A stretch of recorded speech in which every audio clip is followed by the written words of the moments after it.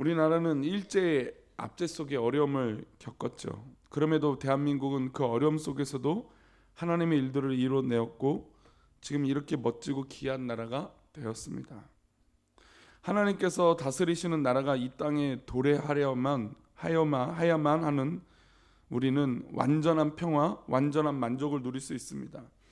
그래서 우리는 이 땅이 아니라 천국을 가셔야 완전한 하나님의 나라를 누리게 될 것입니다. 물론 우리가 이 땅 가운데 하나님의 완전한 천국이 우리 주님의 임재 가운데 일어나긴 하지만 그래도 우리의 완벽한 나라, 하나님의 나라가 완전하게 이루어진다라는 것은 이 땅 가운데 쉬운 것은 아니죠. 오늘 우리가 읽은 본문에 나오는 많은 왕들이 있습니다. 사실 이제 역대상 1, 2, 3, 4 모든 이제 족보와 그 모든 상황들을 기록하며 역사적인 이 어떤 그런 기록들을 하고 있습니다. 근데 에스라는 어제 이제 이 역대상하를 기록한 목적이 북이스라엘보다는 남유다의 관점으로 기록을 했고, 두 번째는 하나님의 백성들이 이 회복하고 돌아왔을 때 이들에게 보여주고 싶고 말하고 싶었던 건 이스라엘의 치부와 어려움의 이야기들을 하고 싶었던 것이 아니라 하나님께서 함께하여 주셨을 때, 또 하나님을 믿고 바르게 섰을 때 정말 하나님의 도우심과 역사하심, 그런 회복하심이 있다라는 거, 그 하나님을 잘 모르는 또 포르기안했던 그 백성들까지도 그 말씀을, 또 하나님의 은혜를 알리고자 이 역대상하의 목적이 그렇게 기록되었다는 것을 말씀드렸습니다. 어쨌든 북이스라엘의 역사가 배반과 반역의 역사라고 생각을 했고, 그리고 반대로 유다 지파의 이 역사는 후대에 하나님의 영광된 길을 걸어가고 있다라는 것을 보여주고 있습니다. 오늘 우리 읽은 본문은 다윗과 솔로몬을 지나서 남유다 역대 왕들의 이름이 이렇게 전체적으로 기록되어 있습니다. 다윗과 솔로몬까지는 통일 왕국이었고 솔로몬 이후에는 남북이 나누어서 살게 되었죠. 우리가 아시다시피 이 여로보암의 죄, 그러니까 즉 우상을 만들고 하나님 앞에 예배하러 가지 못하게 하고 거짓말로 이 백성들을 이끌었던 이 여로보암의 죄가 이 북이스라엘 또한 남유다까지도 끼쳐진 것을 볼 수 있습니다. 북이스라엘 역사는 이 역대상하에선 중요한 관점이 아니고 남유다의 관점이라고 말씀을 드렸죠. 이 남유다 역사와 함께했던 왕들은 19명의 역사의 이름들이 기록되어 있습니다. 19명 중에 남유다에서 하나님 앞에 합했던 왕들은 7명의 왕이었고, 그 다음에 12명의 왕들은 우상을 섬기고 자기 마음대로 했고 이 왕국을 자기 사유화하며 자기 멋대로 살았던 왕들이었습니다. 특별히 이 하나님 앞에 우상을 섬겼던 이 산당을 제거하느냐 제거하지 않느냐는 이들의 왕족에 있어서 가장 중요한 역사였고 핵심이었습니다. 이스라엘 민족이 멸망의 시간이 다가올수록 선한 왕이 드러나기보다는 어떤 왕들이 더 많이 드러났을까요? 악한 왕들이, 하나님을 떠난 왕들이 더 드러나는 것을 볼 수 있습니다. 즉 산당을 없앴던 것이 아니라 오히려 산당을 정치적으로 이용해서 자기의 권력을 유지하려고 했던 왕들이 계속해서 남유다의 말년에 나타나게 되었다는 것이죠. 이 에스라가 이 족보를 통해서 하나님께서 교훈하시고 싶은 것은 하나님은 완전한 하나님이시고 그분이 진짜 왕이시다라는 것을 말해주고 싶었습니다. 이렇게 19명의 남유다의 왕들이 있지만 정말 절대적이고 진짜 왕, 우리를 다스리는 완벽한 왕은 하나님이시다라고 하는 것을 말하고 싶었다는 것이죠. 하나님의 나라가 도래해야만 이 땅에 완전한 평화가 올 수 있다는 것이죠. 그래서 우리 꿈꾸는 교회도 또 이 지역 가운데도 모든 사회현상 가운데도 하나님이 진짜 임재하시고 역사하실 때 완벽한 평화와 안전과 기쁨이 임하는 것인 줄 믿습니다. 때로 요즘같이 시국선언도 하고 종교계가 일어나서 이런저런 얘기도 하지만 정말 우리 교회가 정치와 경제와 또 이 나라 이 민족을 위해서 기도해야 되는 것은 이 나라 이 민족 가운데 하나님이 살아계셔서 역사하심을 나타내어 주시고 완벽한 하나님의 통치가 일어나기 위하여 기도해야 되는 것인지 믿습니다. 그래야만 진짜 평화가 있는 것이죠. 그래야만 진짜 안전하고 하나님께서 돌보시는 그런 나라가 되어진다는 것입니다. 그러므로 우리는 이 땅에 발을 딛고 호흡을 하고 살고 있지만 완전함은 불가능하다는 사실을 염두에 두고 하느님 앞에 우리가 아무 일이 일어나지 않을지라도 하나님의 역사심을 계속해서 간구하며 기대하고 나아가야 될 줄 믿습니다. 통치자들과 위정자들을 위해서 특별히 기도해야 되는데 그들도 연약한 어떤 사람입니까? 연약한 인간이죠. 우리가 알아주고 증보하고 긍휼히 여겨주고 따뜻한 마음이 우리에게도 필요한 줄도 믿습니다. 그들이 정말 하나님의 일들을 할 수 있도록, 왜냐하면 불신자가 훨씬 더 많잖아요, 그렇죠? 예전에야 정말 국회의원 중에 크리스찬의 비율을 막 조사하기도 했습니다. 근데 그 아신가요? 최근에는 국회의원 중에 크리스찬이 몇 %다, 종교가 몇 %다, 그런 여론조사가 뭐 그런 이 확인들이 나타나지 않습니다. 왜 그러냐면 이전 한 10년, 15년만 해도 크리스찬의 비율, 또 뭐 심지어 자기 종교를 굉장히 피력하는 느낌들이 있었지만 이제는 아니죠. 표를 얻기 위해서는 교회를 움직이고 교회에게 손을 내밀겠지만, 그러나 표와 상관없을 때 또 그 외에는 자신이 크리스찬이다, 뭐 자신이 어떤 종교다, 그런 얘기를 거의 이제는 하지 않는 것을 볼 수 있습니다. 왜 그럴까요? 연약한 인간이기 때문이죠. 그런 어떤 그런 정치적인 권력이나 어떤 그런 것이 우선되기 때문이죠. 물론 뭐 모든 사람이, 모든 정치인이 그렇다라고 말씀드리는 건 아니지만, 그럼에도 불구하고 그런 모습들이 분명히 있다는 건 우리가 잘 알고 있습니다.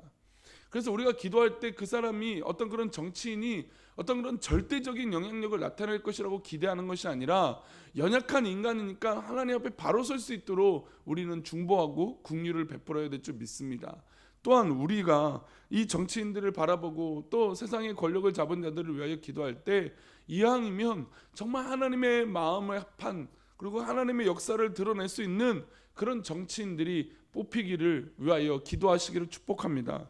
내년에 이제 국회의원 총선거가 있죠, 그렇죠? 뭐 이제 4월달, 5월달 되면 아마 이제 시끄러웠겠죠. 뭐 정치적으로 뭐 엄청 뭐 유세도 하고 그럴 겁니다. 그런 이 시점에 교회가 과연 어떤, 하나님 앞에 기도하고 정치적으로 우리가 기도하고 또 어떤 판단하느냐는 굉장히 중요한데, 오늘 사실 뭐 짧은 이야기지만 이 유다의, 남유다의 왕들의 이름을 보며 실제로 나라가 망한다, 어려움이 있을다 할지라도 우리가 이제 그렇잖아요. 어려움 또 망하지 않기를 위하여 기도하지만 실제로 이 남유다는 망했잖아요, 그렇죠? 망한 나라가 됐어요. 그럼에도 불구하고 하나님의 역사가 끝이 나느냐? 그렇지 않다는 것이죠. 이들이 하나님을 떠나고 우상을 섬기고 산당 가운데 있었지만, 그래서 결국은 바벨론에 의해서 남유다가 멸망받았지만 하나님은 결국 회복시켜 주시고 그들에게 기회를 주시고 사랑의 길로 인도해 주신다는 것이죠. 그래서 이 남유다의 왕들이 기록되어져 있지만 이 멸망한 이후의 왕들, 그 족속들의 이름도 기록하는 것입니다. 왜 그럴까요? 이 멸망한 왕 이 이후에도 하나님은 이 남유다 또 이스라엘 백성들을 선택하신 그 사랑을 계속해서 유지하고 계시고, 오히려 어떻게 하면 회복시켜 주실까라고 고민하고 계신다는 것입니다. 그래서 우리가 당장 때로는 우리가 넘어지는 일이 있고 어려운 일이 있고 또 뭐 정치적인 것이든 경제적이든 이 나라 민족 간이든 아니면 교회적인 것이든 어려움이 우리 가운데 있을지라도 결국 하나님이 우리를 떠나신 것이 아니라 우리가 하나님을 떠난 것이 문제가 되는 것이죠. 우리의 문제의식과 문제를 바라보는 생각은, 또 이 나라 인민족을 바라보는 어떤 그런 시야는 바로 그것이에요. 하나님이 우리를 떠나시지 않는데 우리가 떠나 있었고, 또 우리가 떠나 있다면 빨리 회복돼서 하나님의 뜻이 우리 가운데 이루어지기 위해서 기도해야 되는 것인 줄 믿습니다. 우리 17절 말씀을 읽어볼까요? 17절 말씀, 3장 17절입니다. 있습니다. 사로잡혀간 여고냐의 아들들은 그의 아들 스알디엘과, 말씀드린 대로 멸망받은 왕 여고냐의 아들들, 그 이후의 족속들의 이름들이 이제 계속 나오게 됩니다. 바벨론에 의해서 남유다가 멸망을 받았지만 하나님은 그 후손들을 주목하고 계시고, 그리고 그 후손 끝에 결국 누가 태어나게 되십니까? 예수 그리스도께서 태어나게 되시는 것이죠. 그래서 이 나라 인민족 가운데도 바라보는 것이 그래요. 어려움이 있죠. 정말 불안한 것도 있죠. 그러나 하나님의 역사심이 끊어지지 않기 위하여 우리는 매달려 기도해야 되는 것인지 믿습니다. 이 나라 민족 가운데 또 얼마나 이 나라 민족을 이끌으셨습니까? 일제의 압제도 극복하게 하셨고, 정말 6.25 동란 말할 수 없는 동족 상정의 이 전쟁, 끔찍하고 다시 한번 생각할 수도 없는 그런 정말 안타까운, 그 이후에 또 민주화라고 하는 엄청난 피 흘림, 수고와 헌신들, 그런 것들이 이어져 있던 나라가 이 나라 이민족 아닙니까? 그런 절망 가운데 있었을 때라도 하나님 기회를 주셨던 나라가 이민족 아닙니까? 그렇다면 우리는 이 나라의 민족을 위해서 하나님, 우리가 하나님 떠나지 않게 해주시고 끝까지 하나님의 약속과 하나님의 말씀을 붙드는 우리들이 되게 달라고 기도해야 되는 것인 줄 믿습니다. 물론 선지자들 중에서도 나라가 망한 이후에 예언한 분들이 있습니다. 에스겔이나 다니엘 분들, 이런 사람들이죠. 나라가 망하고 난 후에 뒷북치는 예언이 뭐 무슨 의미가 있겠습니까? 물론 이 뭐 다니엘이나 에스겔의 뭐 예언적인 의미가 그렇다는 것이 아니라 사실 망하기 전에 그래야겠죠. 근데 망하고 나서 이런 예언의 의미가 있다는 건, 그러니까 아니다라고 말씀드린 게 아예 아니라는 것이 아니라 이 예언의 의미는 결국 다시 하나님이 회복시켜 주시겠다는 것이죠. 성경은 망하고 난 후에 기록이 상당히 많이 남겨 있습니다. 오히려 실패하고 어려울 때 이후의 역사들이 더 강력하게 메시지로 남겨져 있다는 것이죠. 그래서 다니엘서는 그 예언들이 사실은 뜬구름 잡는 예언일 수도 있어요. 포로 잡혀 있던 사람들, 그 괴로움 가운데 있는 사람들한테는 뭐 언제 무슨 수많은 별들이 회복되고 뭐 이게 무슨 우리에게 의미가 있어라고 할 수 있지만, 그러나 하나님은 주목하고 계시는 것이죠. 이 시간들이 지나면 결국 하나님의 뜻이 이루어진다는 것입니다. 근데 우리가 볼 때는 의미가 없어 보인다는 것이에요. 사업을 하다 보면 실패할 때도 있죠. 그런데 어떤 사람들은 사업의 실패가 인생의 실패라고 여기는 사람들이 있어요. 시험에 떨어질 때도 있습니다. 또 여러 번 떨어질 때도 있어요. 하지만 그것이 시험의 실패인 것이지 인생의 실패는 아닙니다. 하나님, 우리가 사업을 잘못했다고 해서 너의 인생이 끝났다라고 말하지 않습니다. 우리가 시험을 몇 개 틀렸다고 해서 그것이 뭐 떨어졌다고 해서 우리 인생이 틀렸다라고 말씀하지 않으십니다. 하나님, 우리가 실수하고 잘못하고 넘어지지만 영원히 우리와 함께 하시는 분인지 믿습니다. 이게 이 족보의 의미예요. 이스라엘 민족이 분명 멸망했고 안타까움을 경험했지만, 수많은 예언들이 이후에도 나오지만 그 예언의 의미와 역사의 의미는 하나님이 그럼에도 불구하고 우리를 사랑하신다는 것이죠. 우리가 몇 번 넘어지고 깨졌다 하더라도 하나님 앞에서 우리의 기록은 계속되어지는 것입니다. 우리가 이런 어려움이 겪고 있는 이 상황이 있을지라도 하나님의 역사는 계속되어지고 있는 것인지 믿습니다. 그래서 우리는 다시 일어나야 돼요. 그래서 우리는 다시 일어나서 달려가야 돼요. 또 넘어질 수 있겠죠. 또 무릎이 까지기도 하고 팔꿈치가 까지기도 하고 얼굴에 상처도 날 수도 있겠죠. 그러나 그것이 우리를 멈추게 하지 않습니다. 하나님이 우리와 함께 하셔서 새로운 말씀을 우리에게 도전시켜 주시고 새로운 동력을 주시고, 마치 에스겔이나 다니엘 선지자를 예비해 두시고, 아니 이스라엘 왕들의 족보 가운데 역사하셔서 살아계셔서 그들의 후손 끝에 결국 예수 그리스도를 이 땅에 보내시는 놀라운 은혜를 주셨던 것처럼 하나님의 역사는 지금도 살아계셔서 우리 삶 가운데, 우리의 역사 가운데, 이 대한민국의 역사 가운데 일하시고 계시는 줄 믿습니다. 그러니 우리가 흔들리지 말고, 우리가 또 때로는 어려움을 겪었다고 시험에 들어 어떤 그런 하나님의 방향성을 잃어버리는 것이 아니라, 그럼에도 불구하고 하나님 앞에 그 방향과 목적을 두고 끝까지 나아가는, 달려가는 우리 사랑하는 성도님 되시기를 축복합니다. 오늘 맥체인 성경 읽기표 우리 히브리서 9장의 말씀 보겠습니다.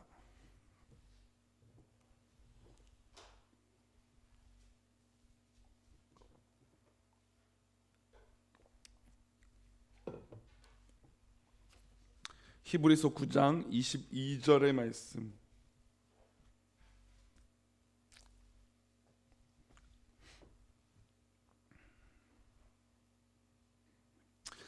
우리가 어려움을 겪고 또 때로는 환난을 겪고 때로는 어떤 그런 실패함을 느낄지라도, 또 그런 일이 있을지라도 우리를 완벽하게 정결하게 해주시는 능력이 있다는 것을 우리 히브리서 9장은 말씀해 주고 있습니다. 우리 히브리서 9장 22절을 읽어볼까요? 율법을 따라 거의 모든 물건이 피로써 정결하게 되나니 피 흘림이 없은즉 사함이 없느니라. 율법을 따라 거의 모든 물건이 피로써 정결하게 된다는. 물론 이 물건은 성막에 관련된 또 어떤 이 제사에 관련된 의미라고 하지만 우리가 지금 신약의 관점으로 이 물건이라고 하는 단어를 바라볼 때는 모든 세상 만물을 얘기하고 있는 것입니다. 즉 우리 인간을 하나님 사랑하셔서 예수님이 십자가를 지시고 피 흘려 주셨습니다. 그래서 사해 주시는 완벽한 능력이 우리 가운데 있어요. 피 흘림이 그런 능력이 있어요. 근데 모든 물건이라는 것이죠. 그래서 우리를 포함한 모든 이 인간 사이에 일어나는 생사화복과 모든 사회 현상과 모든 것들을 통해서 역사하시는 하나님, 그런데 그 모든 것들이 피로써 정결하게 된다는 것입니다. 그러니까 우리가 정해놓은 어떤 그런 기준이 아니라 하나님의 기준으로 있다면 모든 것이 정결하게 된다는 것이죠. 그리고 또한 피 흘림이 없음즉 사함이 없는 것입니다. 예수님의 고귀한 그 피 흘림이 있으니까 우리가 나음을 얻는 것이죠. 어떻게 보면 고난이라고 하는 것이 있기 때문에, 십자가라고 하는 것이 있기 때문에 완벽한 부활이 있고 완벽한 은혜가 있는 것인 줄 믿습니다. 예수님 삶에서도 그래요. 이 남유다의 백성들이 또 이렇게 멸망을 받는 어려움을 겪었지만 결국은 완벽한 회복을 이루시는 하나님의 역사가 있지 않습니까? 물론 이전만큼 부강하고 어떻게 잘 사는 기준은 모르겠지만 적어도 이들은 70년 후에 회복되고 또 이들의 후손 가운데 예수 그리스도가 태어나게 하심으로써 완벽하게 사함을 주시고 정결하게 해 주신다는 것이죠. 이게 하나님의 계획이고 하나님의 은혜예요. 지금은 우리 눈으로 볼 때 성벽이 무너지고 또 우리는 실제로 성전이 무너졌잖아요. 그런 일이 있을지라도 결국 우리 하나님 그 예수 그리스도의 피로써 말미암아 정결하게 되고 우리 모두 사함을 얻게 될 줄 믿습니다. 우리 23절, 24절, 우리 26절까지 봤는데 한번 23절까지 한번 보겠습니다. 23절 보겠습니다. 그러므로 하늘에 있는 것들의 모형은 이런 것들로서 정결하게 필요가 있었으나 하늘에 있는 그것들은 이런 것들보다 더 좋은 제물로 할지니라. 24절입니다.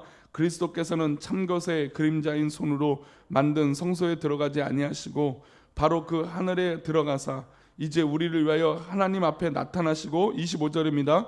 대제사장이 해마다 다른 것의 피로써 성소에 들어간 것 같이 자주 자기를 드리려고 아니하시되, 마지막으로 26절까지 읽겠습니다. 그리하면 그가 세상을 창조한 때부터 자주 고난을 받았어야 할 것이로되 이제 자기를 단번에 제물을 드려 죄를 없이 하시려고 세상 끝에 나타나셨느니라. 아멘.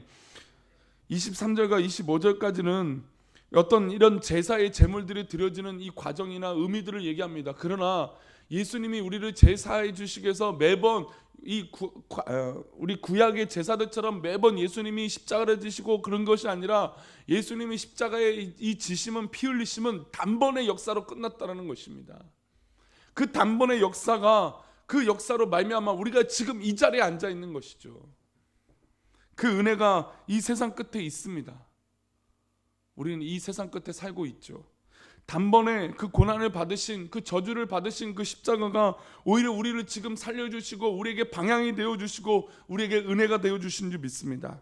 그러니 사랑하는 성도님들, 피로써 정결하게 되는 은혜가 우리 삶 가운데 날마다 되어지시기를 축복합니다.